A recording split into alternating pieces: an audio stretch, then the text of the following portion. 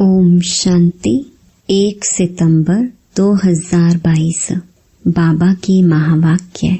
मीठे बच्चे, अभी तुम ब्राह्मणों को देवताओं से भी जास्ती रॉयल्टी से चलना है, क्योंकि तुम अभी निराकारी और साकारी ऊंच कुल के हो।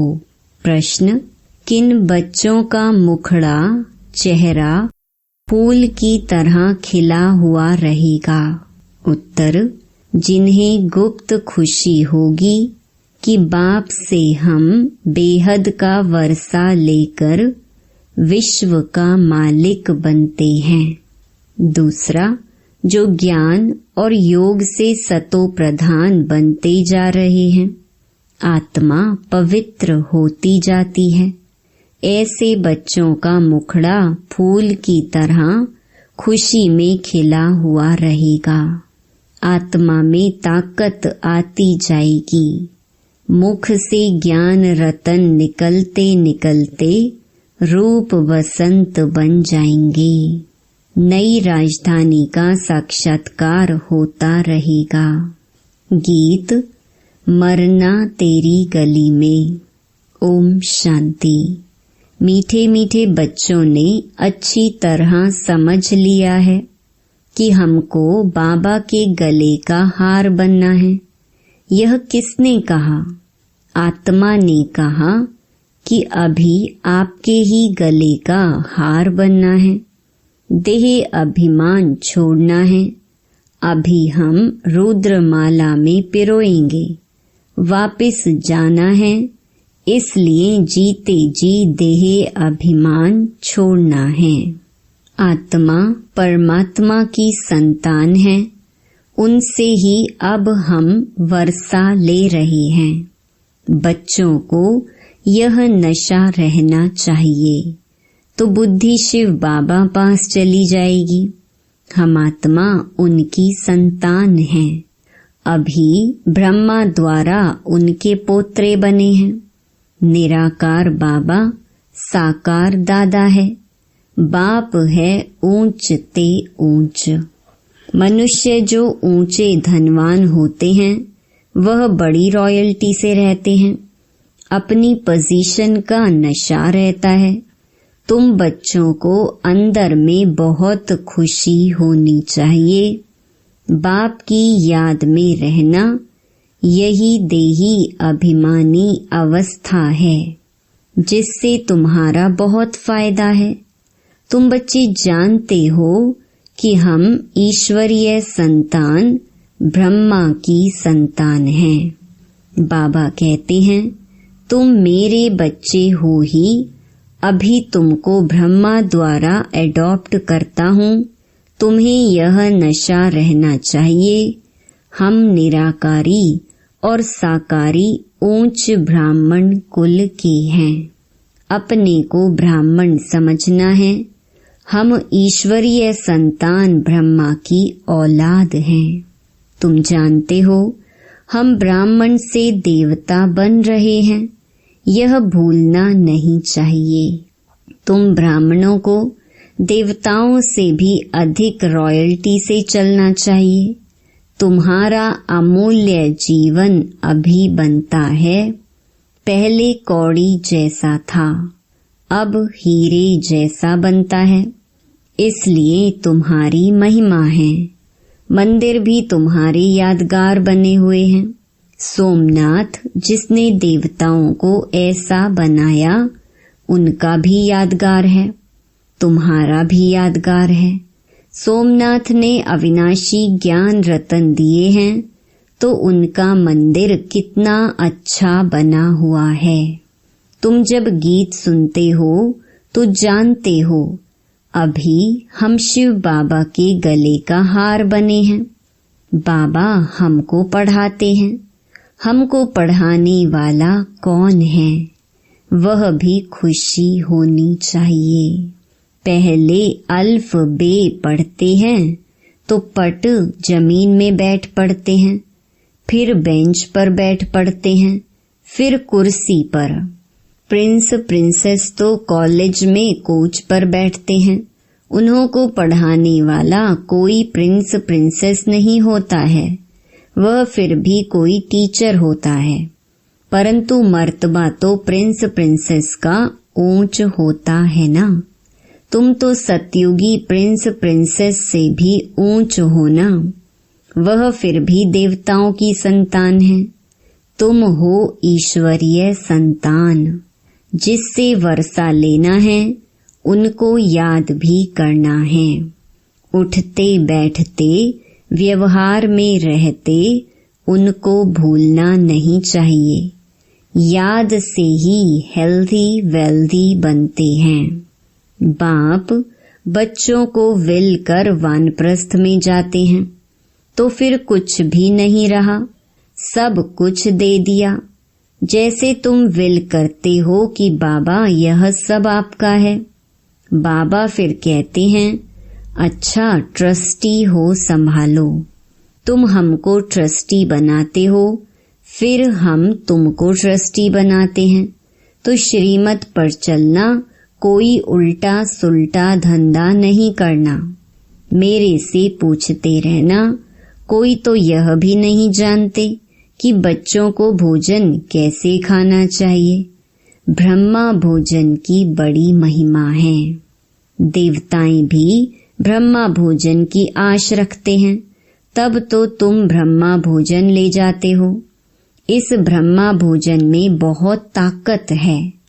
आगे चल भोजन योगी लोग बनाएंगे, अभी तो पुरुषार्थी हैं। जितना हो सकता है शिव बाबा की याद में रहने की कोशिश करते हैं। बच्चे तो है ना, खाने वाले बच्चे पक्के होते जाएंगे तो बनाने वाले भी पक्के निकलते रहेंगे। ब्रह्मा भोजन कह देते हैं, शिव भोजन नहीं कहते हैं, शिव का भंडारा कहते हैं। जो भी भेज देते हैं वह शिव बाबा के भंडारे में पवित्र हो जाता है। शिव बाबा का भंडारा है। बाबा ने बतलाया है श्रीनाथ द्वारे पर घी के कुएं हैं, वहाँ पक्की रसोई बनती है, और जगन्नाथ द्वारे पर कच्ची रसोई बनती है। फर्क है ना। वह है श्याम, वह है सुंदर। श्रीनाथ पास बहुत धन है, वहाँ उड़ीसा के तरफ इतना धनवान नहीं होते। गरीब और साहूकार तो होते हैं ना। अभी तो बहुत गरीब हैं, फिर साहूकार होंगे। इस समय तुम बहुत गरीब हो, वहाँ तो तुमको 36 प्रकार के भोजन मिलेंगे। तो ऐसी तैयारियां करनी चाहिए। भल प्रजा भी 36 प्रकार के भोजन खा सकती है, परंतु राजाई का मर्तबा तो ऊंच है ना। वहाँ का भोजन तो बहुत फर्स्ट क्लास होगा। सब चीजें A1 क्वालिटी की होती हैं। यहाँ सब चीजें Z क्वालिटी की हैं। रात दिन का फर्क है ना। अनाज आदि जो कुछ निकलता सब सड़ा हुआ रहता है। तुम बच्चों को बहुत नशा रहना चाहिए। कोई बड़ा इम्तिहान पास करते हैं तो नशा रहता है ना। तुमको तो बड़ा ऊंच नशा रहना चाहिए। हमको भगवान पढ़ा रहे हैं जो सर्व का सद्गति दाता है। बाप कहते हैं मैं तुम्हारा ओबीडिएंट सर्वेंट हूँ। बाप बच्चों का ओबीडिएंट सर्वेंट होता है ना। बच्चों पर बलि चढ़ फिर खुद वानप्रस्थ में चले जाते हैं।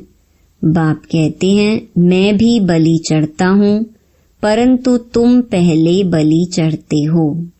आदमी मरता है तो उसकी चीजें कर्णिघोर को देते हैं ना। साहूकार होते हैं तो फर्नीचर आदि भी दे देते हैं। तुम बच्चे क्या देते हो? कीचड़ पट्टी। उसकी एवज में तुमको क्या मिलता है? गरीब ही वर्षा लेते हैं, बलिहार जाते हैं। बाबा लेते क्या हैं, देते क्या हैं? तो तुम बच्चों को नशा रहना चाहिए। बेहद का बाबा मिला है, मोत पलीती कपड़ धोते हैं। सिख लोग कहते हैं गुरु नानक ने यह वाणी चलाई जिसका ग्रंथ बना हुआ है। भारतवासियों को यह भी पता नहीं कि हमारी गीता किसने गाई। गीता का भगवान कौन था, कौन सा धर्म स्थापन किया। वह तो हिंदू धर्म कह देते हैं, आर्य धर्म कहते हैं, अर्थ कुछ भी नहीं समझते। वह समझते हैं कि आर्य धर्म था, अब तो सारा भारत अन आर्य है। यह तो करके दयानंद ने नाम रखा है। पिछाड़ी को जो टालियां निकलती हैं उनकी जल्दी जल्दी वृद्धि हो जाती है। तुमको तो मेहनत करनी पड़ती है, उन्हों को कन्वर्ट करने में देरी थोड़ी ही लगती है। यहाँ तो कन्वर्ट होने की बात ही नहीं है। यहाँ तो शूद्र से ब्राह्मण बनना है। ब्राह्मण बनना कोई मासी का घर थोड़ी ही है। चलते चलते फां हो जाते हैं। बाबा कहते हैं कोई गला भी काट दे तो भी अपवित्र नहीं बनना है। बाबा से पूछते हैं इस हालत में क्या करूं? तो बाबा समझ जाते हैं कि सहन नहीं कर सकते हैं। तो बाबा कहते हैं जाकर पतित बनो, यह तो तुम्हारे ऊपर है। वह तो करके इस एक जन्म लिए मार देंगे। तुम तो 21 जन्मों के लिए अपना कत्ल करती हो। चलते चलते माया जोर से थप्पड़ मार देती है। बॉक्सिंग है ना, एक ही घूसे से एकदम गिरा देती है। 15-20 वर्ष के शुरू से आए हुए भी ऐसे हैं जो एकदम छोड़कर चले जाते हैं, मर पड़ते हैं। ऐसे भी नाजुक हैं। भूल पर तो पछताना होता है ना। बाप समझाते हैं बच्चे तुम यह डिससर्विस करते हो, यह ठीक नहीं है। शिक्षा तो दी जाती है ना, कोई घूंसा नहीं लगाया जाता है। जैसे कहते हैं ना, घर में बच्चे बहुत तंग करते हैं तो चमाट लगानी पड़ती है। बाबा कहते हैं अच्छा उनके कल्याण के लिए थोड़ा करके कान पकड़ लो। जितना हो सके बड़े प्यार से समझाओ। कृष्ण के लिए भी कहते हैं कि उनको रस्सी में बांध देते थे, परंतु ऐसी चंचलता वहाँ होती नहीं है। इस समय के ही बच्चे नाक में दम कर देते हैं। तो बाप समझाते हैं कि बच्चे मंजिल बहुत ऊंची है। हर बात में पूछो, बाबा युक्तियां बतलाते रहेंगे। हर एक की बीमारी अलग अलग होती है। कदम कदम पर सावधानी लेनी है, नहीं तो धोखा खा लेंगे। बहुत बहुत मीठा बनना है। शिव बाबा कितना मीठा, कितना प्यारा है। बच्चों को भी ऐसा बनना चाहिए। बाप तो चाहेंगे ना बच्चे हमसे भी ऊंच बने, नाम निकालें। ऐसा फर्स्ट क्लास बनो जो हमसे भी तुम्हारा ऊंच पद हो। बरोबर ऊंच पद देते हैं ना, किसको ख्याल में भी नहीं होगा कि यह विश्व के मालिक कैसे बने। तो तुम्हारी चलन बड़ी रॉयल होनी चाहिए। चलना फिरना बोलना खाना बड़ा रॉयल्टी से होना चाहिए। अंदर में बड़ी खुशी होनी चाहिए। हम ईश्वरीय संतान हैं। लक्ष्मी नारायण के चित्र तो प्रत्यक्ष हैं। तुम तो गुप्त हो ना। तुम ब्राह्मणों को ब्राह्मण ही जाने और न जाने कोई। तुम जानते हो हम गुप्त वेश में बाबा से वर्षा लेकर विश्व के मालिक बनते हैं। बहुत ऊंच पद है, इसमें अंदर में बड़ी खुशी रहती है। मुखड़ा फूल की तरह खिला रहना चाहिए, ऐसा पुरुषार्थ करना है। अभी कोई ऐसा बना नहीं है।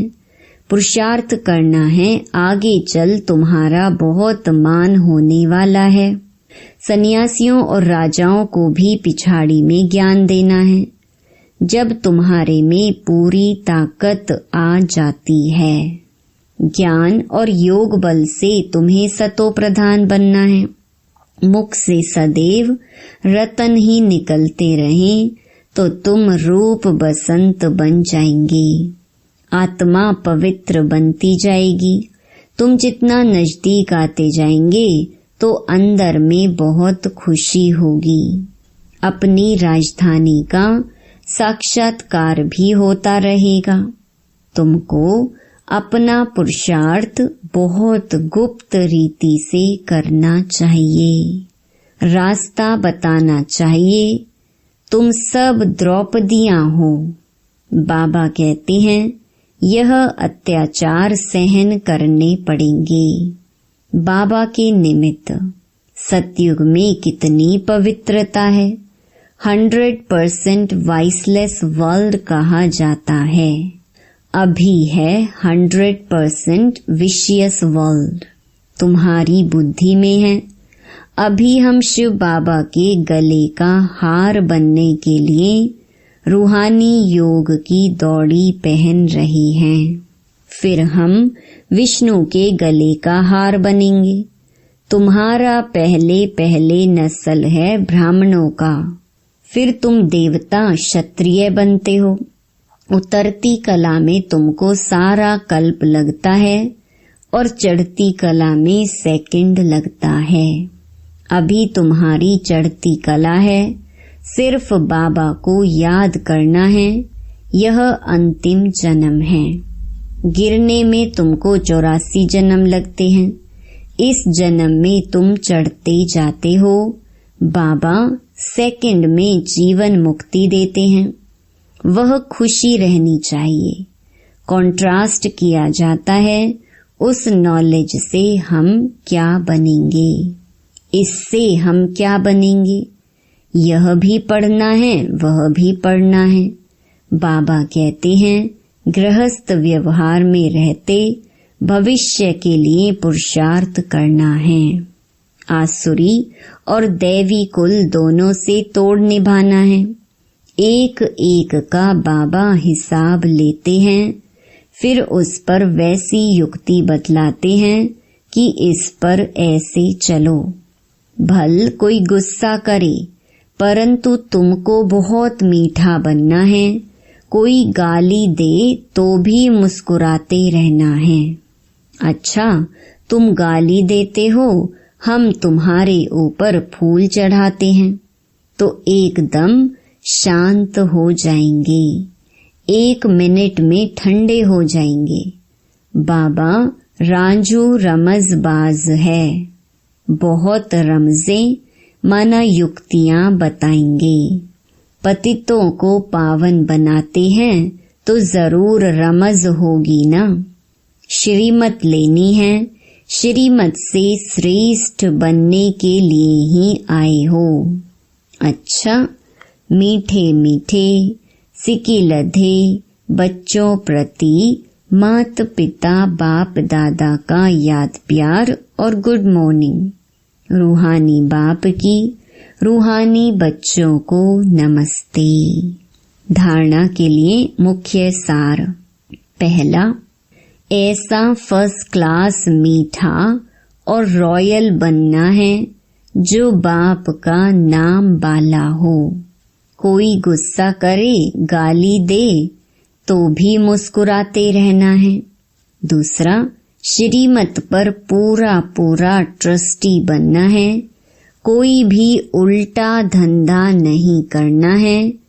पूरा पूरा बलिहार जाना है। वरदान, पूर्वजपन की स्मृति द्वारा सर्व की पालना करने वाले शुभ वृत्ति व मनसा शक्ति संपन्न भव। किसी भी धर्म की आत्माओं को मिलते व देखते हो तो यह स्मृति रहे कि यह सब आत्माएं हमारे ग्रेट ग्रेट ग्रैंडफादर की वंशावली हैं। हम ब्राह्मण आत्माएं पूर्वज हैं। पूर्वज सभी की पालना करते हैं। आपकी अलौकिक पालना का स्वरूप है बाप द्वारा प्राप्त हुई सर्व शक्तियां अन्य आत्माओं में भरना। जिस आत्मा को जिस शक्ति की आवश्यकता है उसकी उस शक्ति द्वारा पालना करना। इसके लिए अपनी वृत्ति बहुत शुद्ध और मनसा शक्ति संपन्न होनी चाहिए। स्लोगन: जिसके पास ज्ञान का अविनाशी धन है वही दुनिया में सबसे बड़ा संपत्तिवान है। ओम शांति।